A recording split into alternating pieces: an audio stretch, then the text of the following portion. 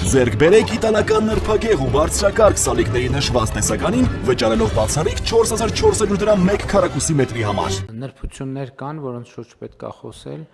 օրինակ ես առաջարկել եմ, որ մեր գործընկերները քննարկեն նաև այս ներդրումային ծրագիրը իրականացնել ակադեմիական քաղաքի տարածքում, որտեղ մենք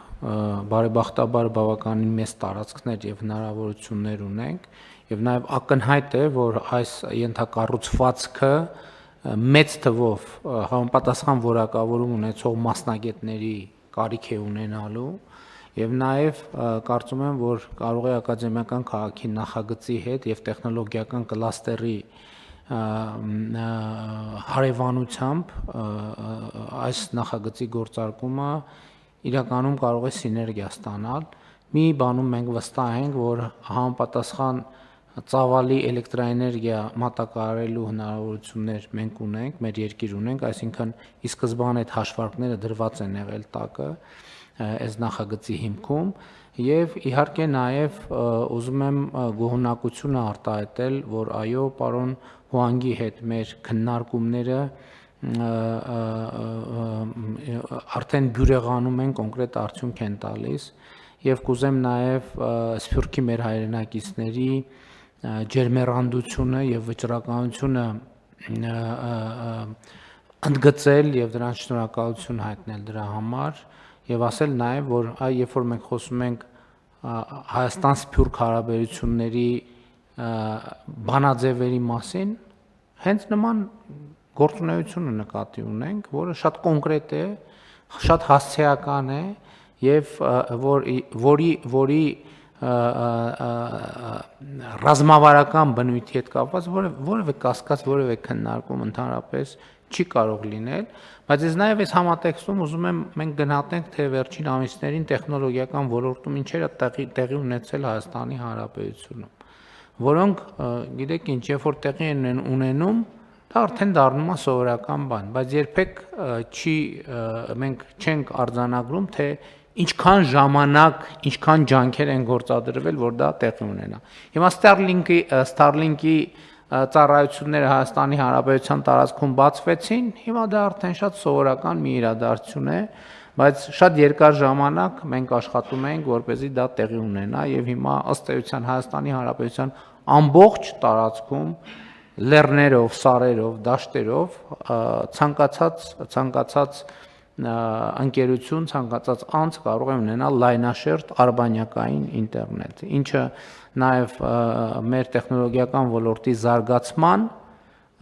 շատ կարևոր խթան է եւ մենք նաև ուզում ենք, որ նաև մարզերում ներդրումներ լինեն այս տրամաբանությամբ եւ դա արդեն կոնկրետ ենթակառուցվածք է։ Մենք ըստ էության մի սուպեր համակարգիչը գործարկել ենք ինժեներական քաղաքում, թե չենք գործարկել ենք Այո, արդեն գործարկել ենք մյուս սուպեր համակարգիչը, որը էլի ձեռք ենք բերել Nvidia ընկերությունից եւ պարոն Հուանգի հետ նաեւ այցի ընթացքում քննարկումներից մեկն է եւ հիմա կարծես թե այն օրը մենք Երևանի պետական համալսարանում արդեն կոնկրետ տեղն էլ տեսանք, թե որտեղ է տեղադրվելու սուպեր համակարգիչը եւ մեր տեխնոլոգիական ոլորտի հետ կապված կառավարության ծրագրերը նաեւ մենք գիտության եւ տեխնոլոգիաների ոլորտում նոր համագործակցություն ենք սկսել մասնավոր հատվածի հետ օրենսդրական փոփոխություններ ենք իրականացրել եւ սա շատ կարեւոր պրոցեսներ են եւ սրանք խորքային եւ բովանդակային փոփոխություններ են բերում մեր երկրին եւ բոլոր առումներով եւ շատ կարեւոր է սա գնահատել եւ ընդհանրապես գիտեք ինչ շատ կարեւոր է գնահատել մեր երկրի ընթացիկ իրավիճակը մենք որտեղ է գտնվում մեր երկիրը այսօր ընդհանրապես սա շատ կարեւոր հարց է բայց այստեղ շատ կարեւոր գաղափարախոսական հարց էլ կա որովհետև կապված է թե ինչ դիտանկյունից, ինչ գաղափարախոսության դիտանկյունից է դիտարկում հարցը։ Երբ որ մենք հարցերը դիտարկում ենք իրական Հայաստանի գաղափարախոսության տեսակետից, մենք տեսնում ենք, որ մեր երկիրը այսօր գտնվում է բավականին լավ եւ հեռանկարային վիճակում։ Ընդ որում իմ գնահատականն այն է, որ մենք դժոխային իրադարձությունների միջով անցնելով հիմա հասել ենք մի կետի, որ մեր երկրի առաջ բացվել են այնպիսի հնարավորություններ, որ թույլ տվեք ասել, ասենք մի չեմ ուզում տեն շատ տարածական բան ասել, բայց մեր պատմության մեջ մենք այսպիսի շանս ապահովելու մեր պետության հարարտևությունը առաջիկա հարյուրամյակների համար երբեք չենք ունեցել։ Իհարկե, ակնհայտ է, որ կան նաև սպառնալիքներ։ Եվ ընդ որում այդ սպառնալիքները եղել են միշտ։ Ոչ մի նոր սպառնալիք չկա։ Այսինքն այն բոլոր սպառնալիքները, որ եղել են, իրենք այսօր էլ շարունակում են մնալ։ Որն է տարբերությունը։ Տարբերությունն է նա, որ մենք այդ սպառնալիքները կառավարելու հնարավորություն ենք ստացել տեսական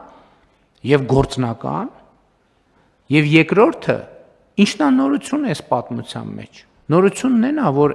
գոյություն ունեցող սպառնալիքներին որպես հակակշիռ բացվել են անհավանական հեռանկարներ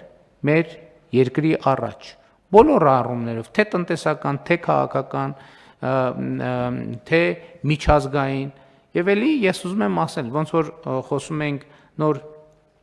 տեխնոլոգիական ոլորտում զարգացումների մասին,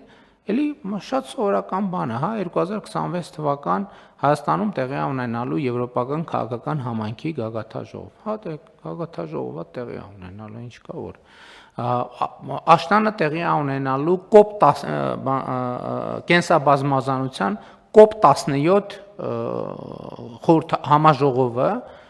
հա դե կոպ 17, հա լավ, օքեյ, տեղի ունենալու, բայց կործանվում ենք։ Բայց կործանվում ենք։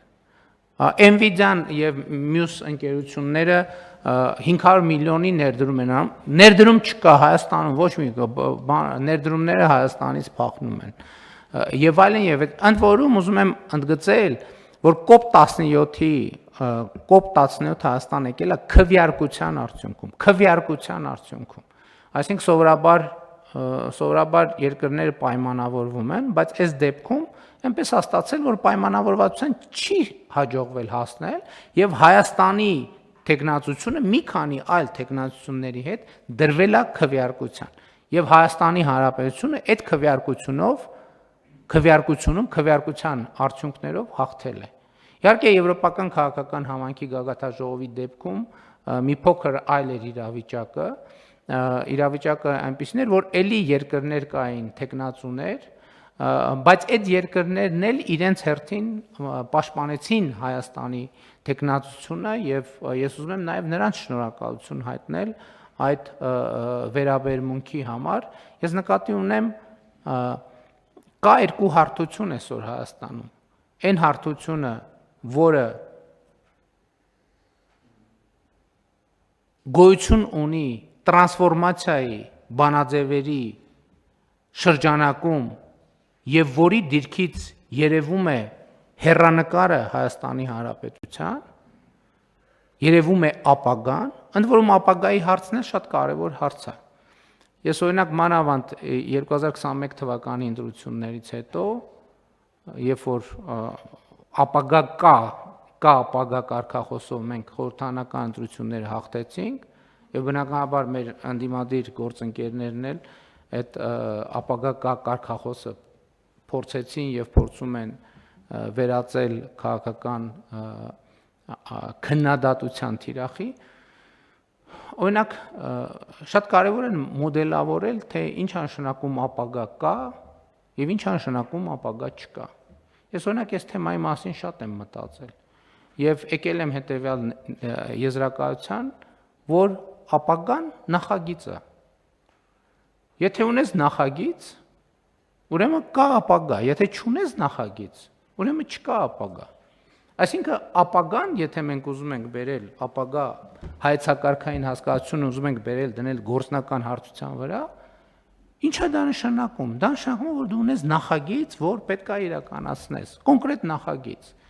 Եվ այս համատեքստում իրական Հայաստանի գաղափարախոսությունը ապագայի հիմքն է Եվ ապագայի նախագիծ, ապագա չկա այն դեպքում, երբ որ չգիտես ինչ ես անելու, բա հիմա ինչ ես անելու, աջ ես գնալու, ձախ ես գնալու, ուղիղ ես գնալու, հետ ես գնալու, վերև ես թռնելու, ներքև ես թռնելու։ Երբ որ չկա, դա նշանակում է չկա ապագա։ Իսկ երբ որ դու կողմնորոշված ես, թե ինչ ես անելու։ Իսկ մենք այսօր հստակ կողմնորոշված ենք։ Այդ կողմնորոշման մի մասը ակնհայտ է, մյուս մասը ավելի մանրամասն ներկայացնելու համար մեզ ժամանակ է պետք։ Եվ այդ ժամանակը մենք պետք է քաղաքական եւ ռացիոնալ օգտագործենք։ Եվ կարծում եմ, որ իհարկե ընդ որում շատ լավ է այս առիթով ենք մենք խոսում, որովհետեւ արհեստական բանականությունը ակնհայտորեն ապագան է։ Եթե Հայաստանում կա արհեստական բանականության ոլորտում այսպիսի ներդրում, դա շատ բաների մասին է վկայում, շատ բաների մասին է վկայում։ Վկայում է, իսկ ինչպիսին է Հայաստանի անվտանգության հեռանկարի մասին մարդկանց եւ ներդրողների պատկերացումը։ Ոչ մեկ հենց այնպես չի բերի, եթե հիմա հետևենք մեր անդիմությանը եւ մամուլի որոշ հատվածներին, ովքեր առավոտից իրիկու մենակ մի բանն ասում, որ մենք կործանվում ենք, այդ մարդիկ ինչ են բերում, այդքան ներդրում անում։ Կտանեն այնտեղ, որտեղ չեն կործանվում։